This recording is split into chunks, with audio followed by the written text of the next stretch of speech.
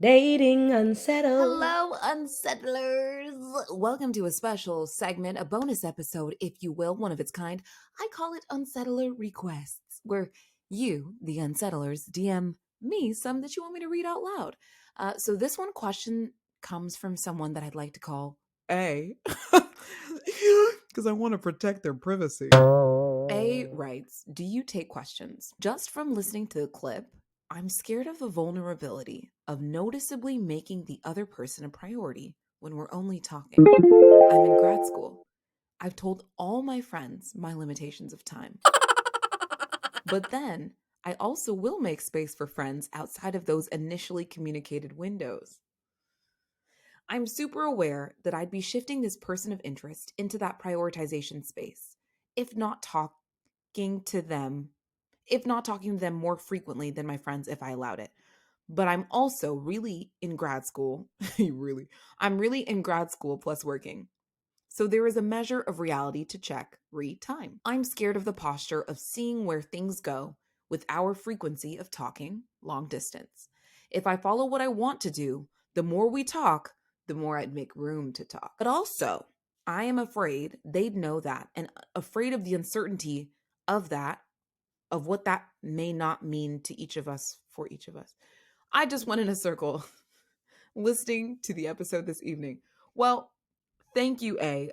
I did lose you at the end there. I had to check to make sure I wasn't having a stroke. But in the beginning, and certainly in the middle, I was with you. No, I appreciate this. It takes a lot of vulnerability just to write in and to ask a question. So thank you. Let's break down your message section by section. So at the top is I'm scared of the vulnerability of making somebody else a priority. Well, I'm not a medical professional. I've said that before. And dating advice makes me uncomfortable, but I can respond and reflect. I get that. I wrote an entire sort of video essay about vulnerability. Um, and I talked about how when you are single and you're putting yourself out there, you feel very like naked in a sense. And it's horrifying and it's empowering and you grow while you do it. But for the most part, it's like a fearful exercise. You're peeling back the onion layers of who you are to let somebody else come in and like judge you, and judge all of your baggage and decide to take you or not. To make them a priority in front of something that's very important to you, which it sounds like it's grad school. You said I'm really in grad school and working. Look, I did the same thing. I was in grad school, I was working full time, I was creating, and I was dating. And for me, I just decided that I would never let it put those things at real risk. I think you can juggle grad school and working and dating. You most certainly can juggle them, but to let it put any of that at risk for a romantic partner, absolutely not. I think you should think about the ideal type of relationship that you want to be in. And if that's one that would take away from sacred time with family or studying or working and really put those things at risk, then perhaps it's not one worth exploring. If your personal value is that education matters more to you at this time than partnership and that you're not someone who can juggle both well, don't juggle both. But if you think you can, if you think there's even room or possibility, just communicating with that person. I dated people who were in school. I dated people who were not in school. I dated people who were graduating, people in finals, people applying. Like you meet people at all stages of their academic and professional journeys. Some people employed, unemployed, and it's all about communication. Oh God, I know that's like so annoying to say, but it really is about opening up to that person, being vulnerable, saying, "Hey, I'm kind of nervous about." Just tell them what you told me. I'm nervous about putting you, as a priority above, the friends that I talk to or above grad school, but I'm really, really into you. So if I can, juggle them all, I think this would be amazing. If someone was that open with me, I'd be like, dang, wow, they really care about me enough to even tell me. So if you are struggling to put a dating partner before your friends, or you're struggling to balance them up with friends and with family and with your other commitments, just tell them. Just open your mouth and tell them.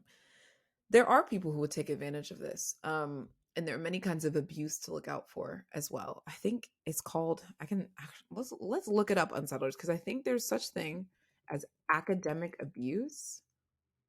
Yes. Okay. So this is like far end, okay? But academic abuse occurs when an abuser deliberately goes out of their way to make someone feel bad about focusing on their academics or sabotages their ability to get the education they need or want.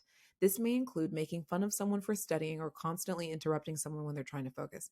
This is from choosingtherapy.com. So, we're not talking about like an academic abuse level, but it's important to like look out for that. There are some people who might be like, I want your time right now, and I want you to put that above studying. If those sort of like inclinations and persuasions like go against your values, just trash it. Let that person know, hey, maybe we better reconnect when I'm done with school. But truly, that's what I believe. Anybody who's trying to deliberately distract you from getting your education, not just seeking your time because they're feeling you. You thought they was feeling you? Not seeking your time because they're feeling you, but they're trying to pull you away from academics. Like, very strange, very weird energy.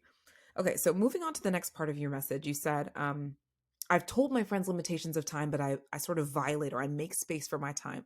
I make space for my friends outside of those windows.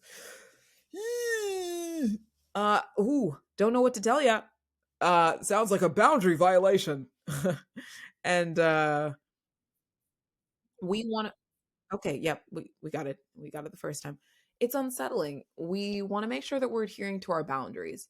Anything that you allow will continue. Any habits that you currently have in place as a single person will definitely be amplified when you're in a relationship or when you start getting serious with somebody. So, I would absolutely, if I was in your position, take that time to ensure that before I even bring in another person into my dating situation, I'm already like practicing that on my own or with my friends.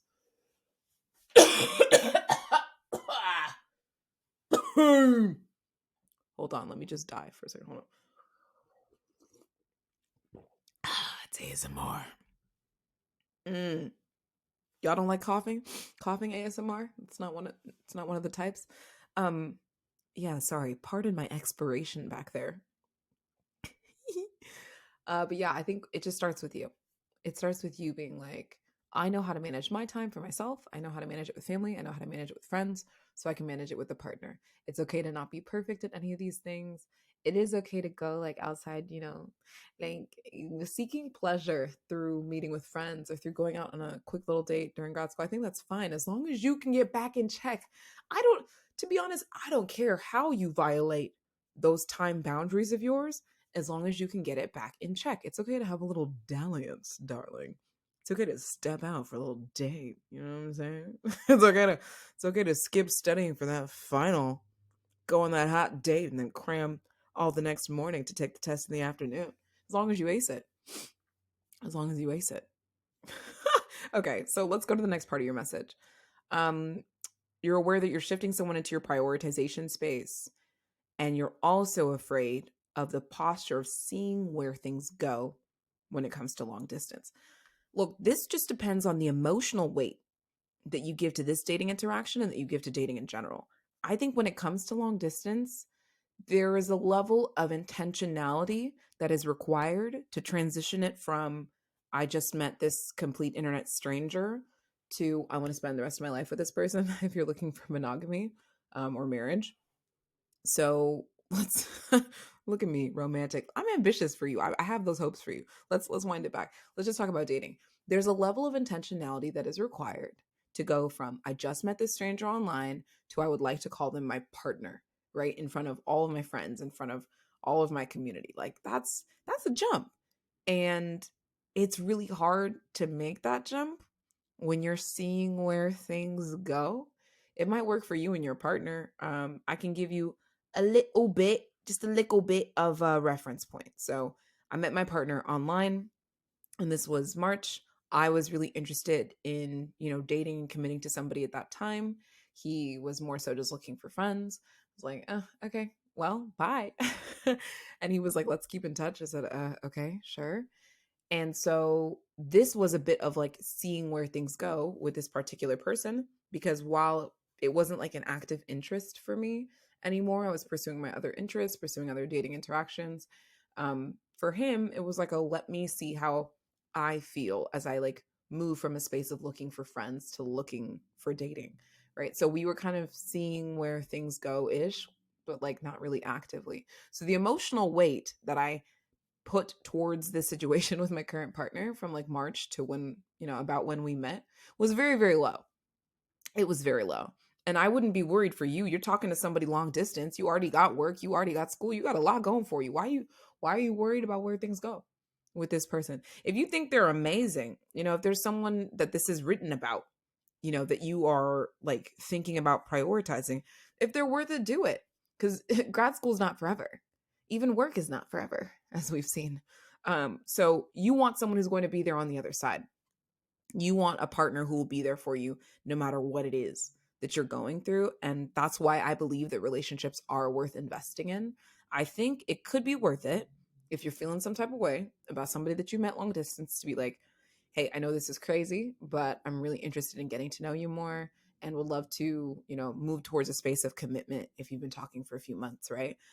Or to really like see this relationship through to its conclusion. So like, what are we talking about? What are you interested in? Just get their general take on if commitment or if a long distance relationship even is for them, and then move towards it. That's one of the things that gets me is when you want some but you don't say some. You want an outcome but you don't put any of your body, your mind, your spleen, right, your left pinky toe into it. You gotta go for it, tiger. Just a little bit. You have to be willing to have frank, uncomfortable, sometimes even premature conversations just to budget it out with the time that you're spending towards work and grad school. So shoot your shot. I hear what you're saying. The more you talk, you're afraid that you're going to make more room to talk. I mean, it can help to have a certain time of night. Like one thing that I did because I was also working and super busy when I started dating my partner is we said, "Hey, we're going to talk at this time of night until we go to bed." Since we know we love to do that. You go to bed. No, you go to bed. No, you go to sleep.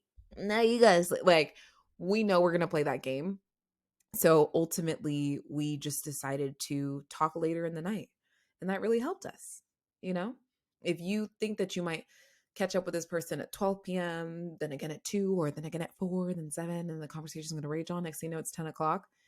Then, like, that's not structured and perhaps not a good idea. But if you can get all of your priorities out of the way, all your work priorities done till maybe 6, all your grad school done till 9, and this person is willing to talk with you from 9 to 10 or weekends or just picking occasional days, I think it's all about cutting out that intentional time. I keep looking back down at your message. Like you're saying, I'm afraid that they would know that. I'm afraid of what that may or may not mean. With dating, you need to open yourself up to somebody knowing you almost as well or just as well as you know yourself. That's my take on it. It's very unsettling and it's also a gift. This person knows that you would talk to them for hours on end if you could, and I think that's super romantic, and it would be really responsible if they can show to you that they're the type of person that knows that but isn't going to abuse that. So there's just a little bit of faith, trust, and pixie dust that's going to be required for you to open up your heart and your time to this person, knowing that you would give them the world if you could, and just hoping that they don't abuse it. And like being openly communicative with them about that. Like, hey, I have a really hard time hanging up with you, a really hard time hanging up on the phone because I could talk to you forever. And just kind of see how they handle that. Give someone a chance to care for you almost the way that you care for you. No, like no one's gonna take care of you the way you take care of you, but like give somebody a chance to come kind of close and see how they handle that responsibility. It's a bit of an experiment, darling. See how they handle you having not too much free time and allocating a little bit of time each week to them. You can say things on the phone like, I'm having a great conversation, but I have to get back to, insert study here. And no person's gonna be like, oh, come on, just F your test. Like, I'm having an amazing time with you. Can we pick up tomorrow at 10? Hey, I have to jump off in about 15 minutes. And then when that 15 minutes comes up, ugh, don't want to stop talking to you. But like I said, gotta jump. I'll talk to you soon, okay?